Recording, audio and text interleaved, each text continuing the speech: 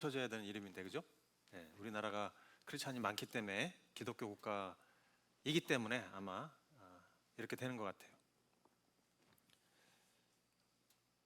사재기, 방금 본 사재기는 패닉 현상의 한 부분이죠. 지금 뭐 미국뿐 아니라 유럽이 코로나가 너무 전염성이 강하고 퍼지고 있어가지고 확산 속도가 빨라서 참 어떻게 될지가 참 귀추가 주목되고 있는데, 지난주에 하여튼 세계가 패닉에 들어갔고, 이제 경제 부분에서는 여러분 주가가요, 우리나라는 10년 전으로 돌아갔어요. 그러니까 지난 10년이 날아간 거예요. 미국은 트럼프 대통령이 취임하실 때 그때 상태로 돌아갔어요. 그때 굉장히 안 좋은 상태였는데 미국이 경제가 그때로 다시 돌아갔고, 또 일본은 지금 올림픽을 열어야 되는데 못 열어가지고, 그죠? 그냥 불안해하고 노심초사합니다. 우리나라의 소상공인들이 타격이 엄청나요. 이제 저도 경험해 보니까 얼마나 지금 심각한 상태인가가 느껴져요. 지금은 누가 봐도 이제 충격적이고 혼란스러운 상태인데, 그러면 이렇게 충격적이고 당황스러운 상태에 걱정 근심해야 되고 어쩔 줄 몰라 하는 상태에 빠졌을 때 우리 그리스도인은 어떻게 대처해야 되는가, 이걸 한번 깊이 생각해 봐야 될 필요가 있다고 생각합니다. 세상 사람들은 어쩔 수 없다고 포기하거나 절망하거나 당황하거나 계속 근심하고 우울해지고 이럴 수 있는데, 우리는 그럼 어떻게 이 상황을 대처해 나가야 될까요? 가끔은 이런 생각이 들 수도 있어요, 그죠? 사랑과 자비의 하나님이 어떻게 이런 끔찍한 질병을 허락하셔서 수많은 사람들이 죽게 되는가? 하나님 정말 사랑이 있으신가? 뭐 이렇게 의심하거나 하나님을, 나는 모르겠다, 세상이 어떻게 되는지 나는 모르겠고 그냥 하나님 우리를 지켜주세요, 나와 우리 가족을 지켜주세요, 우리 가족만 나는 신경 쓸게요, 뭐 이런 도피주의적이고 이기적인 생활을 할 것이냐, 이제 생각을 해봐야 될 것 같습니다. 그런데 우리는 이런 위기 상황 속에서 이미 하나님께서 성경을 통해, 말씀을 통해 예언하신 사실들이다, 이것을 기억해야 돼요. 이런 일들이 그냥 갑자기 막 일어나는 게 아니라 성경에 예언돼 있구나, 이것을 기억해야 됩니다. 지구상의 재난들이 뭐와 연관될까요? 왜 이렇게 재난이 많을까요? 재난이. 우리 성경을 좀 읽어보신 분들, 공부하신 분들은 왜 세상에는 이런 위기 상황과 재난과 재앙들과 환란이 꼭 있어야 되나? 왜 그럴까? 이런 일들은 뭐와 연관이 될까요? 뭐와? 성경에 의하면 마지막 때와 연관이 되는 거예요. 마지막 때. 마지막 때를 향해서 가고 있구나, 이렇게 생각해야 돼요. 우리 크리스찬들은 이런 재앙이 올 때, 마지막 때로 가고 있구나, 이게 이제 성경이에요. 특별히 이제 요한계시록을 보면 마지막 때 심판의 양상들이 나오죠. 마지막 때 어떤 심판들이 풀어질 것이다 나오는데, 그 심판들을 보면 하나님이 어떤 의도로, 어떤 목적으로 심판을 베푸시는가, 그것을 알 수가 있어요. 그러면 이제 우리는 큰 그림을 갖게 되니까 뭔가 안심하면서 이 위기를 대처할 수 있다는 거예요. 계시록 6장 1절에서 8절까지 우리 저와 여러분이 교대로 읽어보겠습니다. 나는 그 어린 양이 그 7 봉인 가운데 하나를 떼는 것을 보았습니다. 그리고 나는 네 생물 가운데 하나가 우레 같은 소리로 오너라 하고 말하는 것을 들었습니다.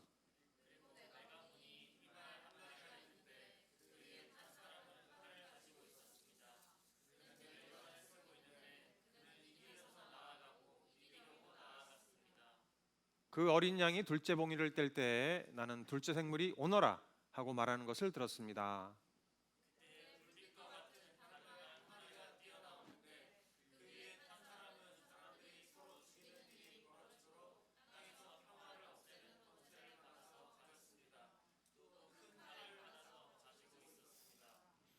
그 어린 양이 셋째 봉인을 뗄 때에 나는 셋째 생물이 오너라 하고 말하는 것을 들었습니다. 그리고 내가 보니 검은 말 한 마리가 있는데 그 위에 탄 사람은 손에 저울을 들고 있었습니다.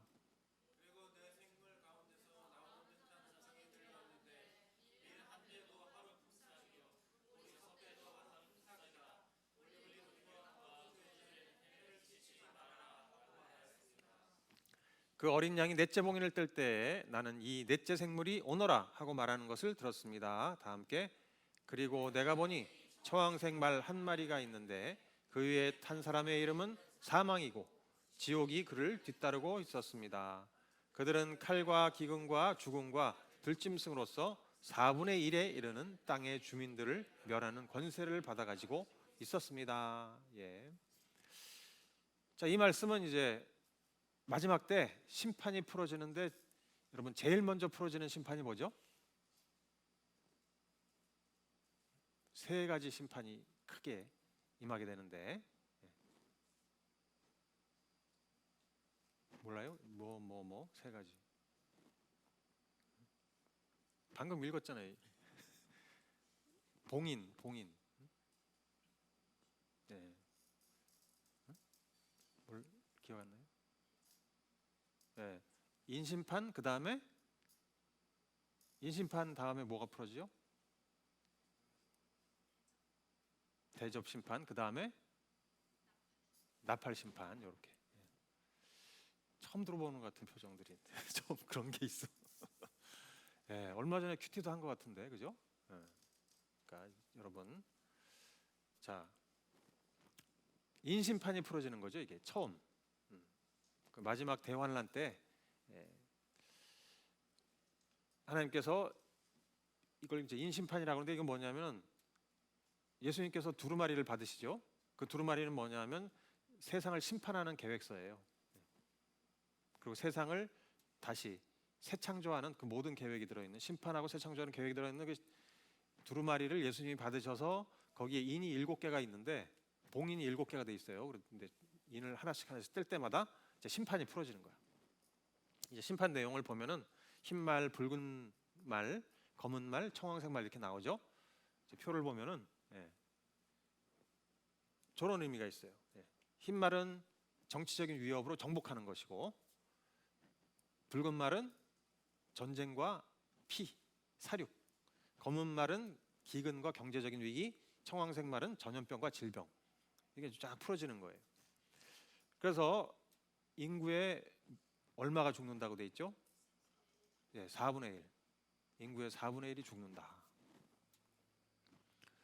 자, 이런 전 세계 인구의 4분의 1이 죽은 적은 없어요. 아직 그죠? 한꺼번에. 지역적으로는 있었어요. 근데 이제 전 세계 인구가 한꺼번에 지금으로 치면 한 20억 명이 죽는 거죠. 한꺼번에. 이런 위기는 아직 오지 않았지만 이런 심판들이 계속 비슷한 심판들이 지금도 풀어지고 있는 거예요. 이 위기 상황은 마지막 때와 관련돼 있고 하나님의 경륜과 관련돼 있다. 이것을 기억합시다. 세상에서 일어나는 일들 우리가 볼 때 항상 하나님의 경륜을 생각하면 좋겠어요. 하나님은 어떤 계획을 가지고 풀어가고 계신가? 결국 타락한 세상을 구속하고 새 창조하시려는 하나님. 그래서 이제 새 창조를 하기 위해서는 어쩔 수 없이 예창조를 없애야 되죠, 그죠?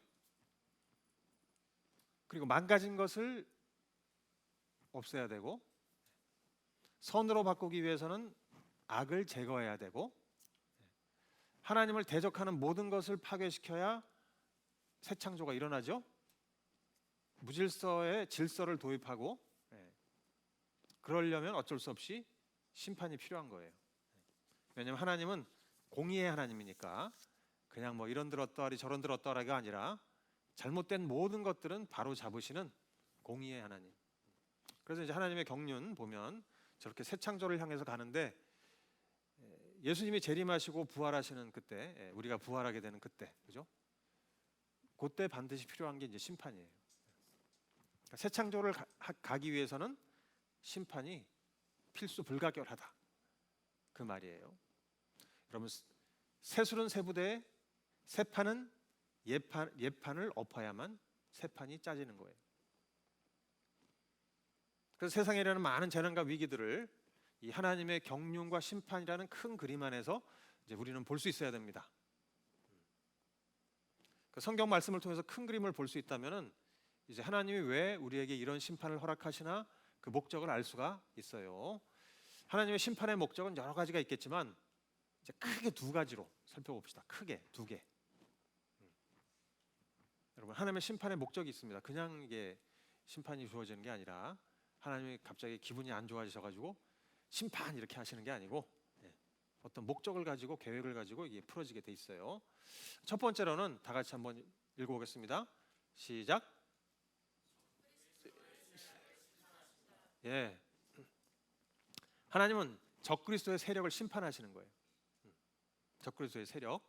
적그리스도가 누구냐면은 이제 적그리스도니까 영어로는 엔타이크라이스트잖아요. 엔타이크라이스트. 그러니까 그리스도를 대적하는 존재. 그러니까 그리스도의 대적 이렇게 할 수도 있지만 또 다른 의미는 가짜 그리스도 이렇게 해석할 수도 있어요. 그러니까 그리스도를 대적하는 자, 또 가짜 그리스도. 그래서 요한일서 2장 18절 보면은 한번 읽어보겠습니다. 시작.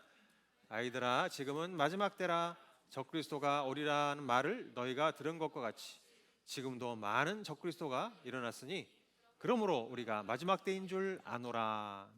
예. 자, 예수님을 대적하는 자들 혹은 가짜 그리스도들이 많이 일어나는 이때가 마지막 때라는 거죠. 예. 그래서 한번 이 사진을 보시겠어요? 예. 뭔가 좀 비슷하죠. 위에 그림. 위에 그림은 뭐죠? 마지막 만찬, 그죠? 예. 그럼 밑에는 짝퉁. 짝퉁인데.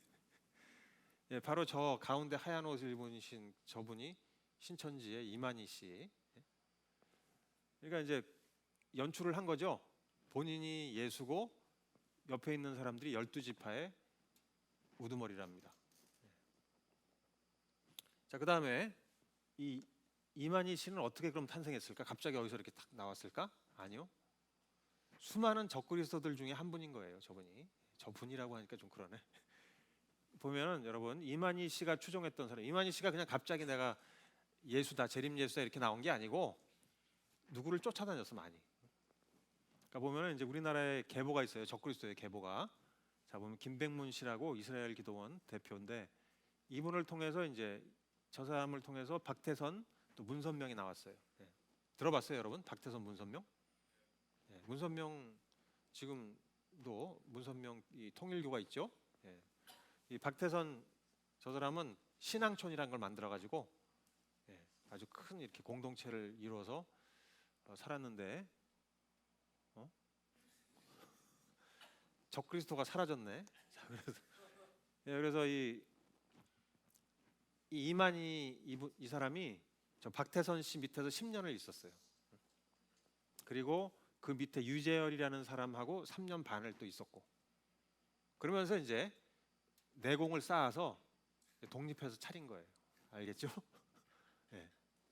그러니까 수많은 적그리스도들 중에 한 명일 뿐이에요. 이만희 그 사람이 뭐 특별한 게 아니고. 적그리스도가 하는 일은 뭘까? 네. 그러니까 사탄의 앞잡이에요. 계시록에 보면 적그리스도는 사탄의 앞잡이고 결국 그리스도를 대적하고 진리를 왜곡시켜서 수많은 사람을 미혹하고 그래서 미혹시켜가지고 어떻게 해요? 파멸로 지옥으로 끌고 가는 그러니까 사탄의 앞잡이 역할을 하는 거예요. 그래서 예수님이 경고하셨어요. 마태복음 24장 4절 다 같이 읽어보겠습니다. 시작. 예수께서 그들에게 말씀하셨다. 누구에게도 속지 않도록 조심하여라. 많은 사람이 내 이름으로 와서 말하기를 내가 그리스도이다 하면서 많은 사람을 속일 것이다. 예, 그러죠.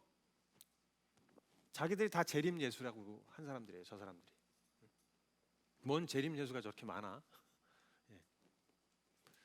속지 말라 이거죠. 우리나라 기독교 인구가 1,000만 명이면 그 중에 150만 명에서 200만 명이 이단이에요. 예. 그러니까 우리 기독교 인구 이렇게 할 때 거기에 이단도 포함되는 거예요. 여러분 150만 명이니까 15%에서 20%가 이단인 거예요. 기독교 인구에. 그래서 하나님은 심판을 왜 베푸시는가? 이런 적그리스도의 세력들을 파괴하시는 것이에요. 숨어있는 적그리스도의 세력들을 드러나게 하고 파괴하는. 여러분, 신천지가 얼마나 지독한 이단인지 아시죠? 네? 그냥 순한 이단이 아니고 정말 악질 이단이에요. 악질. 그래서 영혼을 파괴할 뿐 아니라 가정도 파괴하고 그다음에 교회도 파괴하는. 교회 침투에 들어가가지고 그 교회를 신천지 교회로 만들어 버리는. 그러니까 그 부작용이 너무 커서 저도 막 이게 너무 말이 안 되잖아요. 그러니까 기도도 하고 하나님께 하소연도 하고 그랬는데 정말 뜻하지 않게 이런 재난 가운데 이 신천지가 이게 쫙 이렇게 폭로된 거예요. 그죠? 그전에는 손을 쓸 수가 없었어요. 정부도 어떻게 할 수가 없고 뭐 교회도 어떻게 할 수가 없고 이제 그랬는데 결국 하나님께서 쫙 드러내셔가지고 실체가 드러나고 수많은 사람들이 그 정체를 알게 되고 이제 그 안에 갇혀있던 사람들이 이제 탈출하게 되고 이런 일들이 벌어지게 됐습니다. 그죠? 네. 이게 얼마나 감사한지 모르겠어요. 한편으로는 참으로 공의의 하나님이죠. 참으로 공의의 하나님이에요. 하나님을 대적하는 적그리스도 세력을 폭로하시고 뿌리를 뽑으시는 게 이제 심판의 목표이기도 합니다. 그리고 세상에서 하나님을 대적하는 많은 세력들을 또 하나님이 심판하세요. 그 내용들이 이제 계시록에 나오는 거예요. 또 하나님의 심판의 또 다른 목적, 중요한 목적이 있어요. 그냥 하나님의 심판은 파괴하는 것인가? 아니, 그게 절대로 아니고 영혼을 살리기 위한 심판인 거예요. 마지막 때에는 여러분 대추수가 일어납니다. 그 대추수를 위해서 하나님께서 심판을 베푸시는데 그때 사람들의 마음이 교만했던 마음이 깎아져서 낮아져요. 그래서 이제 하나님을 찾게 되는 거예요. 그게 심판의 의미예요. 공의의 하나님은 악을 심판하시지만 또 자비하신 하나님은 영혼을 구원하십니다. 심판의 때에 죄인들이 회개하고 주님께 나오기를 정말 기대하세요. 계시록 14장 15절 또 읽어보면 또 다른 천사가 성전에서 나와서 구름 위에 앉아있는 분에게 큰 소리로 외쳤습니다. 낫을 대어 거두어들이십시오. 땅에 있는 곡식이 무르익어서 거두어들일 때가 되었습니다. 이게 이제 마지막 때 일어날 일. 구름 위에 앉아있는 분은 누굴까요? 예수님이에요. 천사들이 외쳐요. 낫을 대어 이제 거두어들이십시오. 때가 되었습니다. 마지막 대추수가 있는 겁니다. 자, 인류가 아무리 발전하고 지혜가 많아져도 여러분 전염병 한 가지도 대처를 할 수가 없어요. 우리가 전염병 어떻게 보면 코로나 바이러스는 감기보다 조금 강한 바이러스라고 할 수 있는데 그 바이러스 때문에 그냥 온 세계가 초토화가 되고 있어요. 재앙의 때에는 여러분 우리의 과학도 정치도 경제도 국방도 힘을 못 써요. 그러니까 이럴 때 우리는 겸손해져야죠. 아, 인간은 한계가 있구나. 여러분 바이러스가 수십만 개래요. 그걸 어떻게 인간이 다 막아요? 세상 종교, 그러면 세상의 종교는 답을 줄 수 있는가? 어떤 세상 종교가 이럴 때 답을 줄 수 있을까요? 없어요. 로마 제국 시대에 전염병이 돌았습니다. 165년에 로마 제국에 전염병이 돌아서 인구의 3분의 1에서 4분의 1이 사망했어요. 여러분 4분의 1이 죽는 상황이 꽤 있었어요. 인류 역사에. 로마 제국이 4분의 1. 또 251년에도 두 번째로 큰 전염병이 돌아서 하루에 5천 명이 죽는 날도 있었답니다. 그래서 이집트의 알렉산드리아 있죠. 그 도시의 인구의 3분의 2가 죽었을 것이다 이렇게 추정해요. 한번 그때 상황을 한번 우리가 상상해 보죠. 우리가 만약에 그 상황에 있었다면 도시 한가운데에서 수많은 사람들이 막 죽어가는 시체가 질비하고 시체 썩는 냄새가 진동하고 피비린내가 나고 먹을 건 없고 약도 없고 거기서 바로 내 가족이 죽는 거야. 옆에서 친척이 죽고 친구들이 죽고 교우들이 죽어가고 그리고 나도 언제 병 걸려서 죽을지 모르고. 왜 이런 일이 일어날까? 하나님 왜 이런 일이 일어납니까? 아무리 물어봐도 뭐 하나님? 하나님이 아니라 로마신이죠. 로마신. 제우스요. 아폴로요. 도대체 왜 이런 일이 우리에게 있는 거예요? 신들은 왜 우리에게 이런 불행을 안겨주나요? 우리 모두 다 죽는 건가요? 그러면 이 다음에는 어떤 일이 일어나나요? 아무리 질문을 해봐도 로마 신들이 대답을 못해요. 예? 예. 죽은 신이니까. 로마 사제들한테 가서 제우스 신을 섬기는 사제예요. 왜 이런 일이 일어나고 우리는 어떻게 해야 되나요? 그들도 대답을 못해. 예. 그냥 신들이 보낸 불행이니까 우리는 뭐 죽을 수밖에. 답이 없어요. 설상가상으로 여러분 그때 이 사제들 로마 교회 사제들이 다 도망갔어. 나살자고. 그리고 최고위층 관료들과 부자들도 다 짐 싸가지고 도망가 버렸어요. 그러니까 서민들만 남아 있으니까 방법이 없잖아요. 예? 치안도 없죠, 의료도 없죠, 돈도 없죠. 그러니까 그냥 다 죽는 거예요. 그냥 고통 속에 무질서 가운데 고통 속에서 죽는 거예요.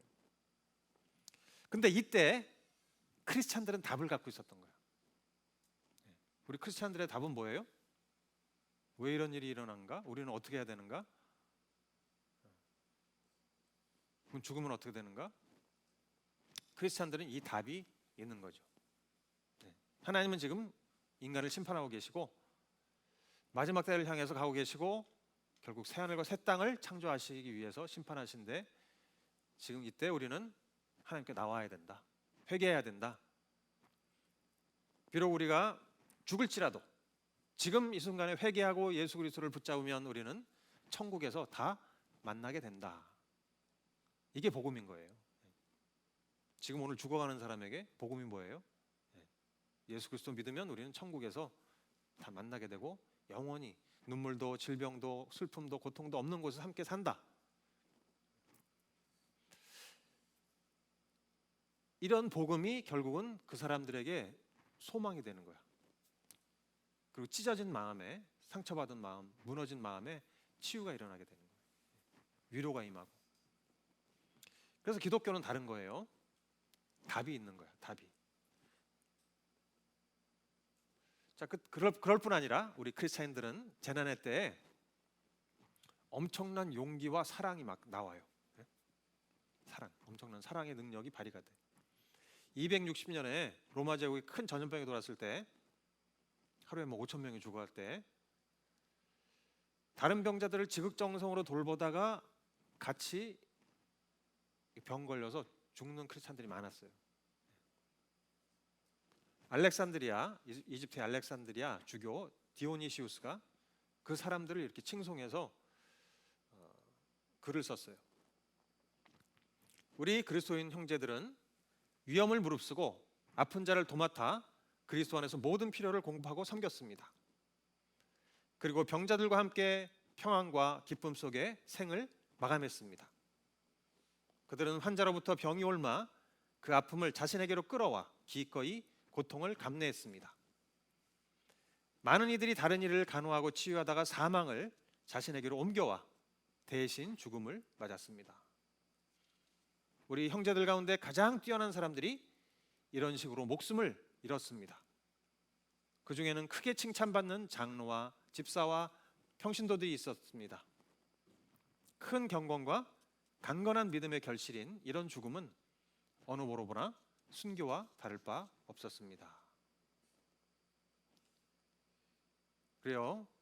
그때 당시에 크리스찬들이 이렇게 했다는 거예요. 자기 목숨을 내놓고 다른 사람을 살리려고 헌신했다는 것, 희생했다는 것. 이런 희생적인 사랑과 수고로 실제로 이교도들이 많이 치유가 됐어요. 살아났어요. 그러다 보니까 처음에 로마 제국 260년도에 로마 제국의 그 크리스찬 인구는 한 4% 정도였어요. 퍼센티지가. 근데 이게 점점 늘어납니다. 크리스찬 숫자가, 퍼센티지가. 오히려 이런 재앙 속에서 크리스찬이 더 많아지는 거예요. 근데 참 놀라운 거는 이 크리스찬들이 내 몸을 던진다. 그러니까 그 전염병 안으로 들어가는데 여러분 치사율이 이방인들 이교도보다 훨씬 낮은 거예요. 예? 신기하게. 이교도들의 치사율이 30%였는데 크리스찬의 치사율은 10%였답니다. 신기하죠? 예. 자, 그러니까 이 환란의 때가 오히려 대추수의 때가 되는 거예요. 예. 우리가 그들에게 다가가고 가족 친척 잃어버린 자들에게 가족이 되어주고 사랑을 베풀고 하면서 그 가운데 이들이 예수님께로 나오게 되는 거예요. 예. 여러분 마지막은 대추수와 함께 오는 것이에요. 대환란만 있는 게 아니라 대환란과 대추수와 함께 오는 것입니다. 마태복음 그래서 24장 14절 예수님의 말씀 다 같이 한번 읽어보죠. 시작. 이 하늘나라의 복음이 온 세상에 전파되어서 모든 민족에게 증언될 것이다. 그때야 끝이 올 것이다. 아멘. 예, 그래요. 복음이 다 증거되고 대추수가 일어나면 그때 끝이 오는 겁니다. 여러분 아시다시피 우리 시리아 1000년 동안 철옹성이었어요. 복음이 들어갈 수 없는. 근데 내전이 일어나서 비록 수많은 사람이 죽고 환란을 겪었지만 오히려 그 환란을 통해서 전쟁을 통해서 1000년 이상 닫혔던 그 빗장이 확 열리면서 복음이 들어가고 사람들이 예수님을 믿고 구원받기 시작했다는 겁니다. 예? 이게 이제 어떻게 보면 하나님의 심판의 앞뒷면인 거예요. 예. 그래서 하나님의 심판은 적그리스도 세력을 파괴하는 하나님의 공의의 측면. 그렇지만 또한 불쌍한 영혼을 구원하려고 하는 하나님의 자비, 하나님의 공의와 자비가 이렇게 쫙 어울려져서 두 가지 실이 이렇게 짜집기가 일어나는 거예요, 그죠? 두 가지 실이 쫙 이렇게 짜집혀지는, 절묘하게 짜집혀져서 이루어지는 아름다운 문양과 같다. 그거예요, 하나님의 심판이. 그러니까 하나님의 심판 그럼 막 두려워하기만 하고 이렇게 거부감을 갖기만 하고 이럴 이유가 없어요. 네. 자, 그래서 우리 크리스찬은 그러면 이럴 때 어떻게 대처해야 될까? 네. 첫 번째, 여러분, 우리는 사람들처럼 막 두려워하거나 당황하거나 이러지 말아야 돼요. 예? 세상 사람들 막 난리가 나고 사재기하고 우리 안 하잖아요, 그런 거. 예? 두려워하거나 당황하지 말아야 된다. 물론 우리 크리스찬이라고 해서 이 재난들이 우리를 피해가지는 않아요. 뭐 잘못하면 우리도 당할 수도 있어. 그렇지만 세상 사람들처럼 두려워하고 떨고 당황하면 안 된다. 왜냐하면 우리는 하나님의 심판의 목적도 알고 또한 심판의 끝, 결국 새 창조와 하나님 나라인 것을 알기 때문에 우리는 두려워할 필요가 없다. 그래서 마태복음 24장 6절 7절 우리 또 한번 제가 읽겠습니다. 또 너희는 여기저기서 전쟁이 일어난 소식과 전쟁이 일어나리라는 소문을 들을 것이다. 그러나 너희는 당황하지 않도록 주의하여라. 이런 일이 반드시 일어나야 한다. 그러나 아직 끝은 아니다. 민족이 민족을 거슬러 일어나고 나라를 거슬러 일어날 것이며 여기저기서 기근과 지진이 있을 것이다. 그러나 이런 모든 일은 진통의 시작이다. 예. 여러분 뭐 엄청난 일이 일어난다고 해서 이게 뭐 세상의 끝이 아니고 진통의 시작이 불가해요. 진통의 시작. 여러분 진통을 느껴본 적이 있나요? 이 진통은 이제 해산할 때 진통이니까 저는 옆에서 본 적은 있는데 이 진통이 아기가 나올 때 진통이 한꺼번에 확 와가지고 막 사람 살려 이렇게 되는 게 아니고 서서히 이렇게 와요. 아프대요. 서서히 아프다. 근데 좀 있으면 또 이제 가라앉고 또 아프다. 근데 좀 있으면 또 가라앉고 그런데 이게 주기가 점점 빨라져서 아프다가 괜찮다, 아프다 괜찮다 계속 빨라서 나중에는 진짜 이게 고통이 점점점 심해지는 거예요. 빈도가 늘어나고 강도가 세지는 것, 이게 이제 진통이에요. 세상에 일어나는 재앙과 재난들도 그렇게 된다는 거예요. 점점점 강도와 빈도가 세지는 거예요. 그래서 여러분 지진의 그래프를 봐도 이게 지진의 그래프가 몇십 년 동안에 이렇게 막 급상승하는 걸 볼 수 있어요. 빈도와 강도가. 그러니까 이게 우리가 마지막으로 가고 있구나 이렇게 생각하면 되고, 그렇다고 해서 무서워 이렇게 할 필요는 없어요. 자, 두 번째로 우리는 어떻게 대처하는가? 이 심판에 대해서 불편하게만 느끼지 말고 기도로 동참하는 거예요. 왜? 하나님께서 적그리스도의 세력을 파괴하는 것이고 영혼을 구원하는 심판이니까 적극적으로 우리가 동참하기 위해서는 기도하는 거예요. 이것을 외면하지 말고 같이 하나님과 함께 이 일이 풀어지도록 기도하는 것입니다. 누가복음 18장 7절에서 8절 보면 하나님께서 자기에게 밤낮으로 부르짖는 택하신 백성의 권리를 찾아주지 않으시고 모른 채하고 오래 그들을 내버려 두시겠느냐. 내가 너희에게 말한다. 하나님께서는 얼른 그들의 권리를 찾아주실 것이다. 그러나 인자가 올 때 세상에서 믿음을 찾아볼 수 있겠느냐. 예. 점점 재난이 강해지고 마지막 때에 가까울수록 우리는 주님께 부르짖는 거죠. 예. 왜 부르짖는가 하면 여러분 살기 힘들어서 부르짖는 것도 있고 적그리스도의 세력이 크리스찬들을 엄청 핍박해요. 점점 갈수록. 자, 이런 상황에서 얘기가 나오죠. 교회에 모이지 마라, 예배 드리지 마라. 이런 일들이 점점점 마지막 때에 가면 실제로 일어나요. 지금 뭐 좋은 의도에서 그렇게 하지만 나중에는 그리고 순교가 더 많이 일어나고 여러분 20세기에 일어난 순교가 지난 2000년 동안 일어난 순교 숫자보다 더 많다는 거예요. 이것도 이제 그래프를 보면 폭발적으로 증가하는 거예요. 더 많아지는 거예요. 지진, 순교 모든 것들이 이렇게 더 강해지고 빈도가 많아지는 그런 방향으로 가고 있어요. 그러니까 이럴 때 우리가 그냥 막 낙심하고 뭐 어떻게 해야 되는 거야 좌절하고 먹고 사는 거 물론 걱정해야 되겠지만 이때 하나님께 나아가서 하나님 이 악한 무리들을 주님 파괴시켜 주세요. 적그리스도의 세력을 파괴시켜 주세요. 기도하는 거예요. 밤낮으로. 그리고 우리가 이렇게 핍박받고 순교당하고 막 사람 취급 못 받고 그런 시절이 온다는 거죠.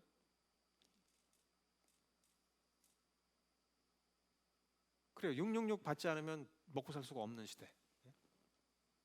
그러니까 적그리스도에게 동조하지 않으면 먹고 살 수 없는 시대가 또 온다는 거예요. 이제 그런 때 부르짖을 수밖에 없는 거잖아. 하나님, 적그리스도의 세력을 파괴시켜 주세요. 그리고 또 한 가지, 주님, 이 어려운 가운데 우리가 믿음을 지키게 해주시고 또 저 무지한 영혼들, 하나님을 모르는 영혼들이 이 어려운 때에 정말 회개하고 주님께 나오게 해주십시오. 이렇게 기도하는 그런 일을 우리가 해야 되는 거예요. 한번 생각해봐요. 여러분, 우리 주변에 지금 어려움을 당하고 계신 분이 있지 않을까요? 아직 예수님 믿지 않는데 가게가 어려진다든지 삶이 어려진다든지 가정이 어려워진다든지 지금 뭐 이런 어려움 상황 속에서 더 어려움 속에 들어가는 분들이 있을 거예요. 그분들을 놓고 우리가 기도하는 거지. 이 상황에서 저분들이 주님께 나오게 해주십시오. 회사의 직장 동료일 수도 있고 누굴 수도 있을 거예요. 그분을 위해서 기도할 수 있기 바랍니다. 자, 그다음에 세 번째로는 아까 로마 제국 시대의 크리스찬들이 했던 것처럼 이제 우리도 영혼을 사랑하는 것, 영혼을 사랑하는 것. 말로만이 아니라 실제로 사랑하는 것. 재난 때 사람들이 더 겸손하게 하나님을 찾게 되는데 이때 이제 우리가 그들을 품어야 되는 거예요. 로마 제국 시대에 이교도들이 크리스찬을 떠올릴 때 이제 특징이 있어요. 크게 두 가지 특징. 크리스찬 그러면 이교도들이 생각했을 때 사랑과 구제인 거야. 사랑과 구제. 그들이 보는 크리스찬의 이미지는 사랑이 많은 사람들이야. 남을 도와주는 사람들이야. 이런 이미지가 있는 거예요. 자, 그러면 오늘날 우리의 이미지는 뭐예요? 나의 이미지. 우리 직장에서 나의 이미지는 뭐죠? 학교에서 나의 이미지? 사람들이 크리스찬인 건 알아요, 내가? 쟤는 교회 다니는데 굉장히 이기적이야. 독립적이고 자기 건 엄청 잘 챙겨. 남은 신경을 안 쓴다. 욜로더라, 욜로. 이렇게 되면은 참 민망한 거죠. 나를 볼 때 사람들이 나를 볼 때 저 사람은 내가 어려울 때 가서 기댈 수 있는 사람일 거야. 이런 거, 그죠? 도움을 요청해야지. 이런 이미지를 많이 심어주시기 바랍니다. 예. 지금 마스크 품귀 현상인 상황에서 제가 놀랐어요. 기초수급자인 분이 자기 마스크를 이렇게 모아가지고 다른 사람에게 주더라고. 저는 내 마스크를 어떻게 하면 좀 더 많이 확보할까 이거에만 신경을 썼는데 그런 사람도 있다는 거에서 이제 부끄러운 거죠. 이제 예? 참 부끄러운 거예요. 마태복음 25장 35절 36절 우리 다 같이 한번 읽어보겠습니다. 시작. 너희는 내가 줄일 때 내게 먹을 것을 주었고 목마를 때 마실 것을 주었으며 나그네로 있었을 때 영접하였고 헐벗을 때 입을 것을 주었고 병들어 있을 때 돌보아 주었고 감옥에 갇혀 있을 때 찾아 주었다 할 것이다. 예. 여기 보면 주었다가 몇 번이 나와요, 여러분? 주었다, 주었다, 주었다, 주었다, 주었다. 예. 그러니까 우리는 주는 사람인 거예요. 아시겠죠? 크리스찬 그러면 사람들이 볼 때 주변 내 친구들이 가족들이 친지들이 볼 때 쟤는 주는 사람이야. 마음도 주고 물질도 주고 시간도 주고 자기의 재능도 주고 능력도 주고 참 좋은 사람이야. 자, 이런 이미지를 갖게 되시기 바랍니다. 네. 그래서 우리가 하나님 사랑해요 이 고백이 그냥 연불로 끝나는 게 아니라 실제로 이웃사랑으로 나아가기를 원합니다. 그러니까 하나님과의 친밀함이 행동으로 나타나는 것. 이게 진짜 크리스찬이에요. 네. 아마도 지금 당장에 우리 교회 성도님들 중에 식구들 중에도 어려움이 닥쳐오신 분들이 있었을 거예요. 제가 듣고 있습니다. 네. 어려움이 닥친 분들 물론 힘들죠. 예, 너무 힘들어요. 그러면 그러나 당황하고 두려워하지 말고 이때 이제 하나님의 큰 그림 안에서 그 뜻 안에서 그 뜻을 실천하고 견디는 것. 우리는 견디는 걸 해야 되는 거죠. 그러면 하나님이 반드시 지켜주십니다. 하나님은 반드시 지켜주세요. 그래서 예수님 말씀대로 마지막이 가까울수록 믿음을 보겠느냐? 마지막이 가까울수록 이런 재난 가운데서 그래도 주님 믿습니다. 주님의 뜻대로 제가 기도하며 말씀대로 견딥니다. 이런 믿음이 필요한 겁니다. 마지막 말씀 한번 다 같이 읽고 마치겠습니다. 계시록 3장 10절 말씀 시작. 인내하라는 내 말을 내가 지켰으니 온 세상에 닥쳐올 시험을 받을 때 나도 너를 지켜주겠다. 시험은 땅 위에 사는 사람들을 시험하려고 닥치는 것이다. 하나님께서는 본인의 말을 지켰으니 나도 너를 지켜준다 하시는 거예요.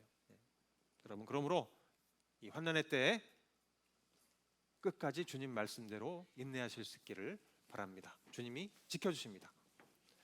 다 같이 찬양하겠습니다. 집에 계신 분들도 일어나서 찬양하시면 좋겠네요. 주님께 내 삶을 드립니다. 이런 마음으로 찬양합시다. 주님이 지켜주신다, 지켜주신다. 이 믿음으로 찬양합니다. 아무것도 두려워 말라. 주 나의 하나님이 지켜주시네. 놀라지 마라, 겁내지 마라. 주님 나를 지켜주시네. 아무것도 두려워 말라. 주 나의 하나님이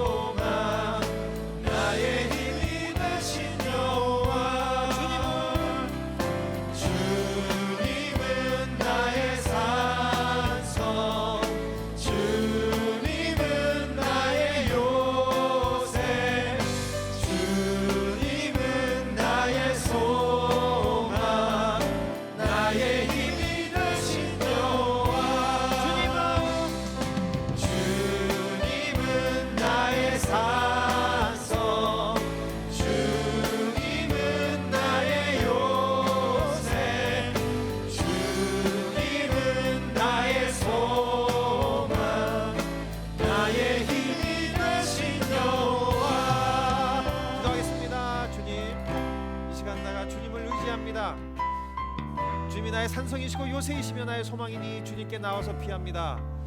수많은 사람들이 어쩔 줄 몰라하고 당하고 걱정하고 낙심하고 하는데 나는 주님을 의지함으로 나는 흔들리지 않고 굳건하게 설 수 있습니다. 나는 평안하며 안심하며 견디겠습니다. 이 모든 상황을 끝날 때까지 잘 견디겠습니다. 이렇게 기도하겠습니다. 주님, 다 같이 기도하겠습니다.